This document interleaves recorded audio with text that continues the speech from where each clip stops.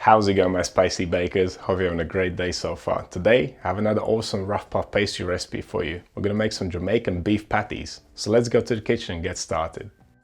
You already know how much I love my rough puff pastry. It is crumbly and flaky and makes for the best wrapper for a delicious filling. And when it comes to the filling of a Jamaican beef patty, there are a few that could be better. Spicy curried beef and veggies stuffed in a buttery pocket. That is what dreams are made of. The recipe for this pastry uses my standard method, so if you have made it before, you'll know exactly what to do. But if you have never made rough puff pastry, this will be the perfect guide. It is so extremely simple that anyone can do it. So let's get right to it and see what we need to make this. For the pastry, we'll need some white bread flour, butter, buttermilk, some salt, some curry powder and some turmeric. I always stress this and I cannot stress it enough. Your ingredients must be cold for this to work. So before you attempt to make this recipe, make sure to refrigerate your flour, your buttermilk and your butter. The butter should be cut in nice big chunks. 1 inch or 2.5 centimeters will be perfect. Right, let's move on to the filling. We'll need some ground beef, white onions, spring onions, chopped tomatoes, grated carrots, bell pepper, garlic, some scotch bonnet chili. This chili is extremely hot, so if you're not a bit of a chili head, I would strongly suggest reducing the amount. We'll also need some soy sauce, some fresh thyme leaves, some oil for cooking, I'm using olive oil. We'll also need some black pepper, paprika and curry powder. We do not need any extra salt in this filling, because the soy sauce is salty enough. We'll also need 1 egg for sealing the patties up and for glazing them so that they have a beautifully golden brown and shiny crust. As for the equipment, we'll need a tray with some non-stick paper, a pot for cooking our filling, a bowl, scales, a dough scraper, a brush and a rolling pin. Right, first things first, let's make the pastry. In a large bowl, combine the flour, salt, turmeric and the curry powder. Mix it well to distribute the ingredients evenly, and then add the butter. And don't worry if this mix doesn't look very yellow. It will change color as soon as we add the buttermilk. Okay, after adding the butter, toss it around in the flour to coat it on all sides. Now pick up a piece of butter and break it into around 4 pieces using your fingers. You don't want it to be too small, so every 1 inch piece should be only broken up into 4 smaller pieces.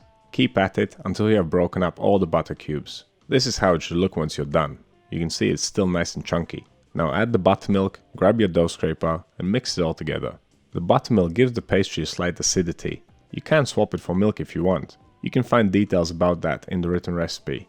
Okay, mix the dough until there's no dry flour left. Instead of kneading, try and press it together. We really don't want to knead this dough. Once it's well combined, tip it out on the table and push it together into one cohesive piece. And that's how easy it is to make the dough. But to turn the dough into pastry, we'll need to fold it a few times. By the moment it's too soft and loose, so before we can start folding, we need to chill it down. So wrap it up in some cling film and pop it in the fridge for 45 minutes. And whilst the pastry is chilling, we can start making the filling. Pour the oil in a pan, place that pan on the stove on medium to high heat. Once it's nice and hot, add all the fresh herbs and vegetables to it. So your onions, garlic, chili, pepper, carrot, spring onion and thyme. Cook this for around 5 minutes, stirring occasionally. Once all the veggies are browned and softened slightly, we can add the liquid ingredients, the chopped tomatoes and the soy sauce. Give it all a good mix again and keep cooking for another 3 minutes. We want the liquid to evaporate slightly. Once everything is cooked down and concentrated, we can add the dry spices. And that's the curry powder, paprika and the black pepper. Then mix again and finally add the ground beef. After adding the beef, stir it all together and keep cooking for another 5 to 7 minutes. You want the meat to be fully cooked of course, and you want to evaporate any of the meat juices so the filling is not too wet, but you definitely want it to be still nice and moist. It should not take you more than 15 minutes to cook the filling from start to finish. Okay, pour it into a bowl and leave it to cool down completely. You can even make this a day ahead of time if you want. And the same goes for the pastry, but I'm making everything on the same day. And it is time to perform the first fold on our dough. It is the layers that we will create during folding that will make the pastry nice and flaky. Unwrap your dough, dust it generously with flour and dust your table too. Now grab your rolling pin and roll the dough out to about 3 times its length. Turn it so it's facing you horizontally. Now fold over 1/3 of it. Brush off any excess flour, straighten it out if it's a bit wonky, and then fold over the loose third. And so we have created the first 3 layers. Now give the dough on the table another dusting of flour, because we need to roll it out and fold it one more time. Take note of the orientation of the dough. You want to roll it in the direction of the 2 open ends. And just as earlier, roll it out to about 3 times its length. Once again turn it horizontally and fold it into 3. And now we have created 9 layers. The dough has become pastry. But if you want it to be nice and flaky, you will need a few more layers. So wrap it up again, let's chill it down for 45 more minutes, and then we'll fold it one more time. And the process is exactly the same as the first time around. Make sure that you roll it in the direction of the 2 open ends, and use a generous dusting of flour.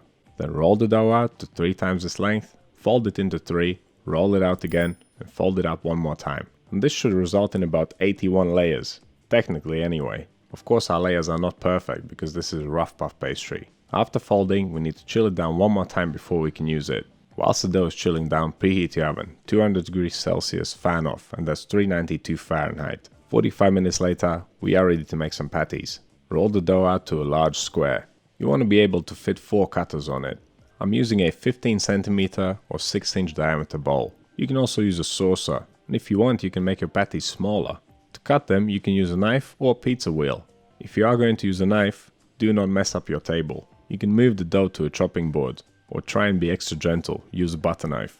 After cutting the first set of discs, take all the trimmings, press them together, roll them out again and keep cutting. Reusing the trimmings does not ruin the flakiness of the pastry. You can re-roll the trimmings a couple times, you'll still be fine. Okay, after cutting the pastry, dust your table with some flour, lay down the pastry and brush the edges of it with the egg. It will act as glue for sealing up the patties. After brushing, place 2 big tablespoons of filling on each disc of pastry. Closing them is a little bit tricky, but it's not too difficult. Grab the pastry by the top edge and fold it over whilst using your thumbs to keep the filling in one place. There is no rush, go nice and slow. Once the top edge of the pastry has met the bottom, press it down firmly, and then work your way out to the sides, gradually sealing it up all the way. And you don't have to be too gentle when you're sealing it up. Press it down, make sure it sticks.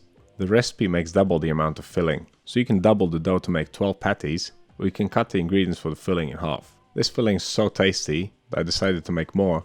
Then I ate the rest with some rice, a fried egg and some salad on the next day. But anyhow, after filling the patties, crimp the edge together using a fork. This is what gives it that classic look. And finally, if you're feeling really fancy and you have a pizza cutter, you can slightly trim the edge to make them all look nice and perfect, which is of course not totally necessary. They'll still taste the same. And that is how you make a patty. Pretty simple, right?